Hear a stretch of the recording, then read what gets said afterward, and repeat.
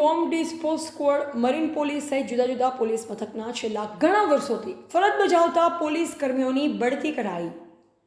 નવસારી જિલ્લામાં ફરજ બજાવતા પોલીસ કર્મચારીઓને જિલ્લા પોલીસ વડા દ્વારા 29 પોલીસ કોન્સ્ટેબલમાંથી હેડ કોન્સ્ટેબલ અને હેડ કોન્સ્ટેબલને આસિસ્ટન્ટ સબ ઇન્સ્પેક્ટર તરીકેની બઢતી આપવામાં આવી છે. નવસારી પોલીસ વિભાગમાં છેલ્લા ઘણા સમય ફરજ બજાવતા પોલીસ સ્ટાફની બઢતી પ્રક્રિયાને લઈ રાજ્યના ડીજીપી તથા સુરત રેન્જ આઈજીના માર્ગદર્શન હેઠળ નવસારી જિલ્લા પોલીસ અધિક્ષક સુશીલ અગ્રવાલે શરૂ કરી છે.